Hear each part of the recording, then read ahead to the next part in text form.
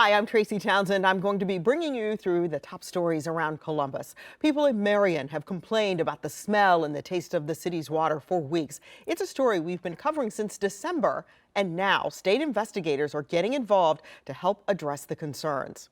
An Ohio lawmaker is pushing new legislation that would enforce the overhaul in higher education through Senate Bill 1, but the legislation is getting some pushback from Democrats who say the measure is unconstitutional. And Columbus leaders launched a new effort to discuss neighborhood concerns with residents. Leaders are going block by block into the city to get a better understanding of what needs to be addressed. Let's dive into these stories making headlines across Central Ohio.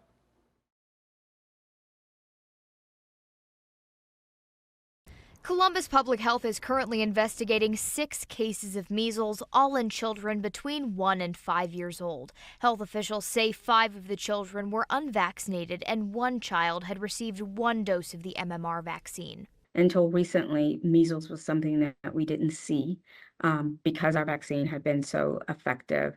In the last 5 years, we've been seeing more and more measles outbreaks occurring. State health officials say 1 child was at John Glenn International on February 18th. They're warning people who aren't vaccinated and were at the airport between 6 and 9 p.m. that night to watch for symptoms now through March 11th. Symptoms include a rash, high fever, runny nose, cough, loss of appetite, and red, watery eyes. The other 5 cases, state health officials say, come from 2 different households and are associated with an outbreak. According to Columbus Public Health, those children were mostly at home and were not at school while infected. They did visit some healthcare facilities during their infectious period, and we are working with those healthcare facilities now to identify the patients who might have been there at that time who could have been exposed.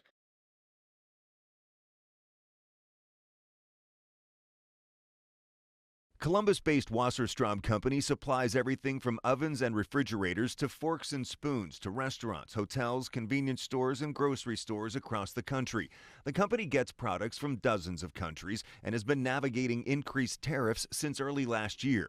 The tariffs came in, the price of our goods went up, and we had to pass that along to our clients as time went on. Now, company president Brad Wasserstrom says they're working to figure out the impacts of the Supreme Court striking down a set of global tariffs and President Trump responding by saying he will implement a new 15% global tariff Tuesday for 150 days. I don't know if a lot of the people I pay tariffs to for their products will be able to give me an answer as far as when those tariffs kind of turn around and if money would flow back to my customers. The changes impact large companies like Wasserstrom and small ones like Zero's. This is all that recycled composite from Spain. Zero's makes these ultra-skinny wallets. It gets much of its leather from Italy and internal components from Spain. Owner Paul Westrick started the business 15 years ago. He hopes the Supreme Court ruling will lead to his suppliers cutting his costs so he can pass the savings on to his customers. Hopefully, I don't know if people are going to take those prices back down, but the hope is those are more reasonable again, and then it helps us, make our material, or use the materials and make stuff here in town. President Trump says tariffs will spur American manufacturing. Ohio Governor Mike DeWine addressed that Sunday on CBS's Face the Nation. As a manufacturing state, we're seeing some new investment coming in. It's hard to tell sometimes. Do you attribute it to the fact that they now have to be investing more and don't want to have the tariffs or not? But my feeling is that we're getting a lot that's coming in frankly, because of those tariffs.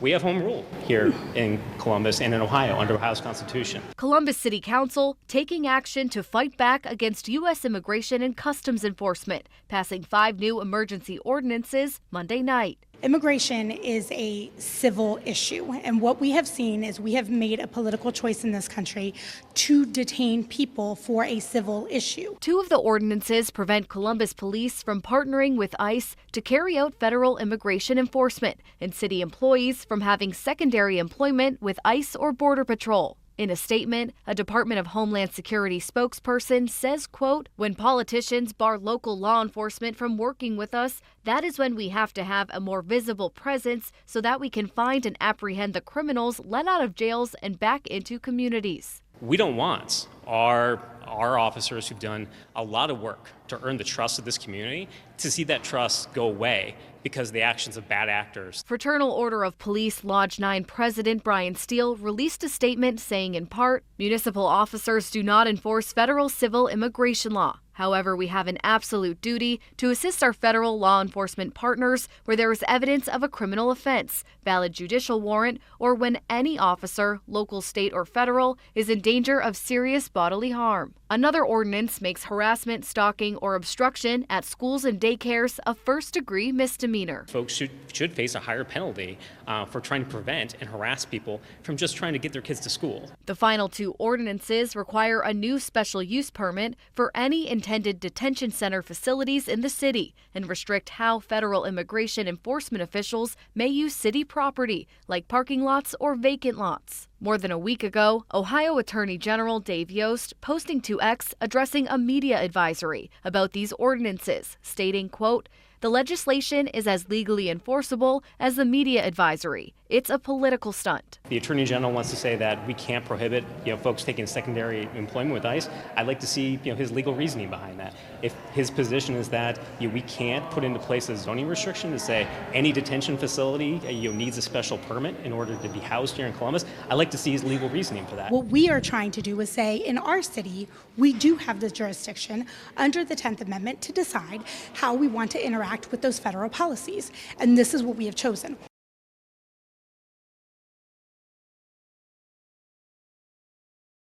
The Ohio EPA says natural compounds are what have been contributing to the taste and odor issues in Marion's water, but they maintain that the water is safe to drink. Aqua Ohio has said geosmin is behind the issues. Geosmin is a chemical compound that's generated by typically algae as part of their growth cycle. Dick Lorenz, who worked in water management for more than 40 years, says geosmin is noticeable even at very low levels, and it's not a health concern. There's no federal or state regulations on geosmin or taste and odor that are enforceable, which means the scientists have indicated that there's no reason for regulations because it's not a health effect. Aqua Ohio says the water is safe to drink, but Marion residents have raised concerns about the smell and taste for months. The Ohio EPA released this statement this week saying, "We hear you, Marion," adding the agency has, quote, stepped in to strongly recommend actions for Aqua Ohio to correct the situation. In a statement, an Aqua Ohio spokesperson says they welcome the EPA's oversight and guidance to them and other water systems in Ohio because these issues are not unique to Marion. The Ohio EPA says they'll be on site in Marion in March to review operations and additional recommendations. Reporting in Marion, Catherine Simon, 10 TV News.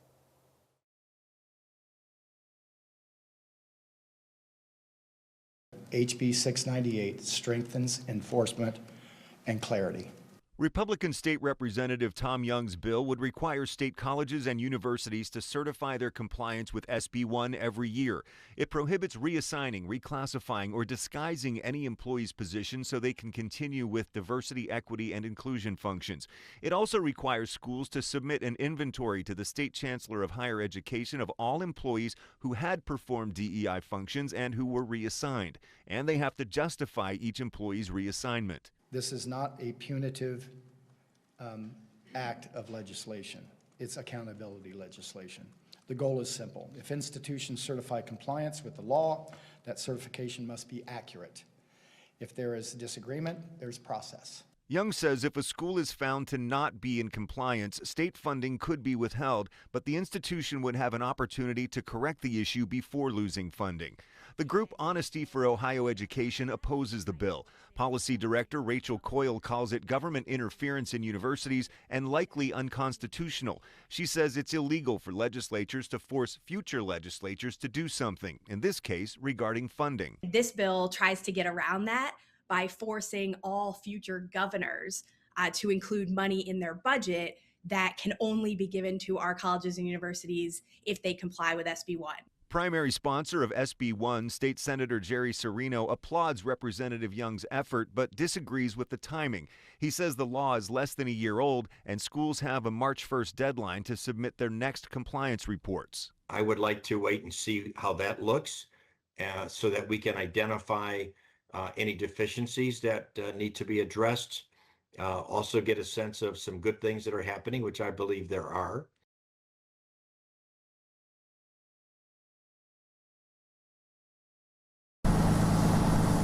Depending on where you live, your energy provider could soon be allowed to take longer to turn your lights back on during an outage. That's after First Energy submitted this request to the Public Utilities Commission of Ohio, or PUCO. In it, they say their reliability has gotten worse since 2019, and their request says trees falling on their lines, issues with equipment, and worsening weather are to blame. They're asking the PUCO to relax two major reliability standards that regulate how often customers have outages and how long those outages last. Here's what that means for customers. Right now, outages in Toledo, Cleveland, and parts of Delaware County average a little more or less than 2 hours. The company is asking to add between 3 and 15 minutes to those averages depending on where you live. But some energy experts aren't sold. And we are asking the PUCO to deny First Energy's request to either keep the standard the same or weaken the standard. That's J.P. Blackwood, a spokesperson for the Ohio Consumers Council, or OCC. We think that these standards need to be improved. And both the OCC and the Ohio Environmental Council tell 10 Investigates they believe the PUCO's decision could have impacts well beyond First Energy's service area. Is there a concern that other utility companies could follow suit and say, well, hey, you gave it to First Energy, can we also have a bit more wiggle room? Is that a concern? Basis for First Energy's request for this wiggle room is to give them more leeway for major weather storms and weather fluctuations. And that's certainly not an issue that's exclusive to First Energy's service territory. All of Ohio is seeing weather fluctuations.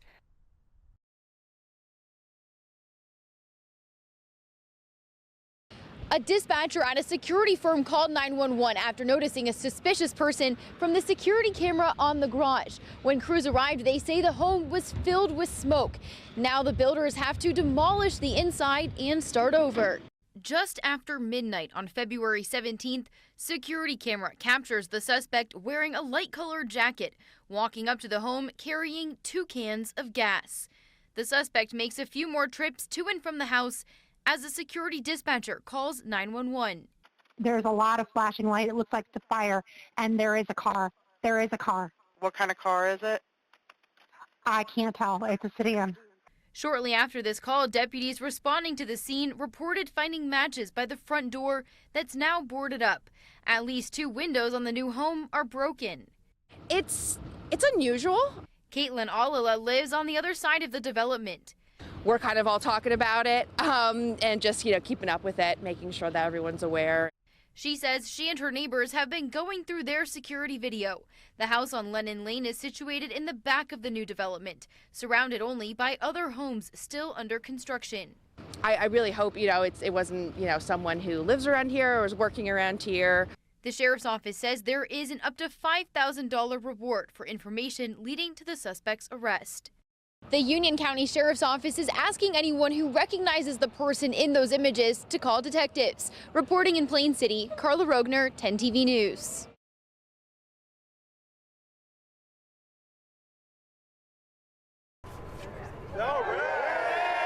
National Church Residences celebrated the grand opening of Berwyn East Place, but Lindy Miller has been calling the community home for over a week now. Right in heaven right now. My feet haven't touched the ground yet. Previously living with her sister. Where I lived at, me and my sister and my niece, we had to split the cost. It's $1,400 to live there. Now she has a place of her own in the affordable apartment community. 36 units are dedicated to formerly homeless and disabled seniors with support from the Community Shelter Board. For the other 55 units, a partnership with the Columbus Metropolitan Housing Authority will ensure no more than 30% of residents' income goes to rent. For Miller, it's a miracle. I call it a miracle. They're miracle workers. Residents like Miller have access to staff who are trained to connect them with resources in their community and on-site health care without having to leave the building. We're not just building a physical facility for the seniors that we serve, but we're building a physical facility and wrapping them with supportive services to allow them to continue to age with dignity and to have full, vibrant lives. Somewhere Miller plans to stay for a while. I believe I'll be here forever.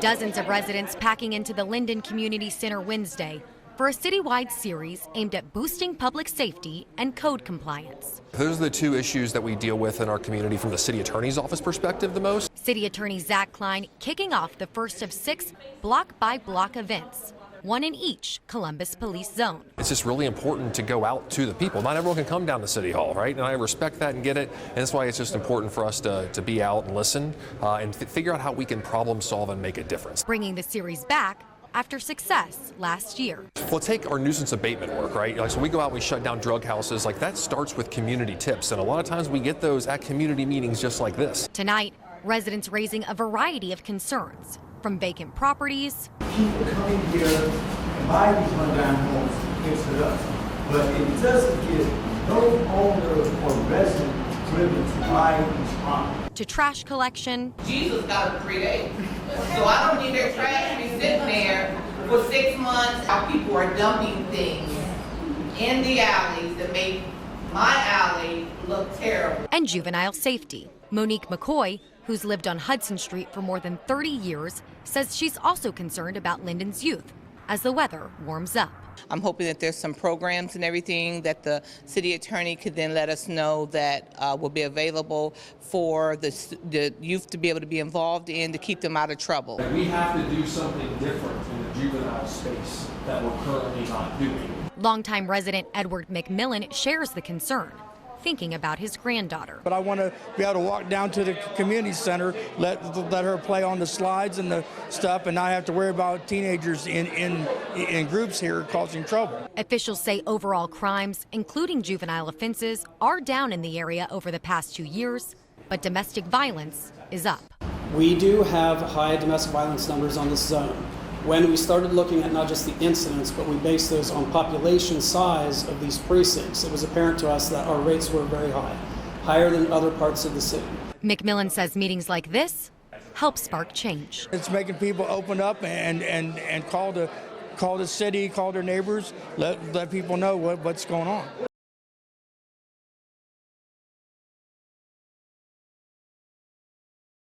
From the outside looking in, don't start until I tell you. You may not realize Your goal is to have him draw exactly this. This class at London Middle School is being led by a military veteran. Don't be cheating. Even Bonnie McCormick's students didn't believe it. Most of the kids look at me and say, there's no way you were a veteran. A veteran of the U.S. Coast Guard. She's now serving her community in a way even she didn't expect. Ready?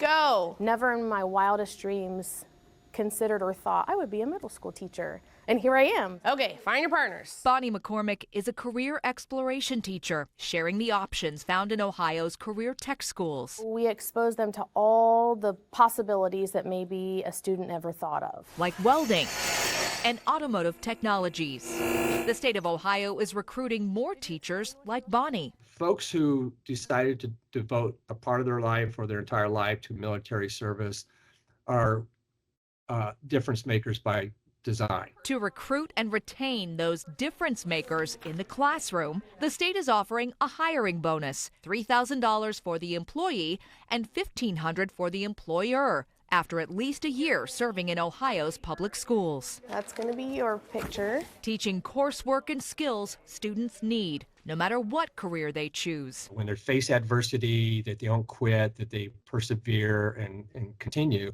We know our military veterans have that. Well, if you've ever spent time in a middle school, resilience and adaptability are, I think, required. They're skills that led to Bonnie receiving that bonus with the Military Recruit Award. Let me see.